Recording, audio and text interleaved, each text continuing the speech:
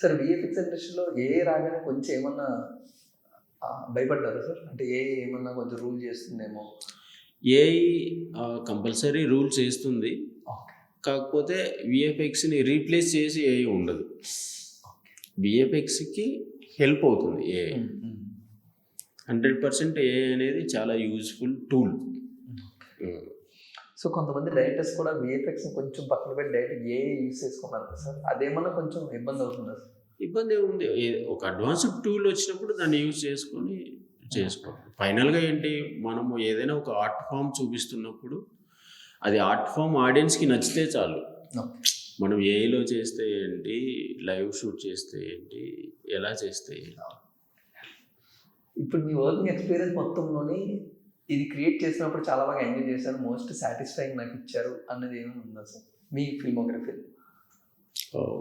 ఏదో ఇందాక చెప్పాను కదా, మీరాయిలో అండ్ రావ్ బహదూర్లో బగ్ యానిమేషన్స్ కానీ, రూట్స్ యానిమేషన్స్ కానీ చాలా ఉన్నాయి దాంట్లో.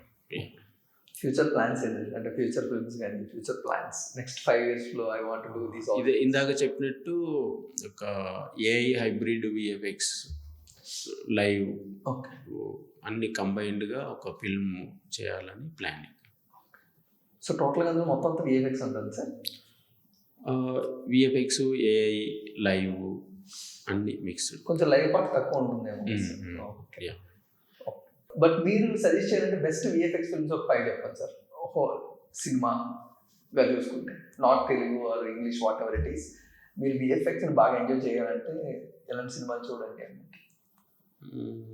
300, ఇన్సెప్షన్, అవతార్,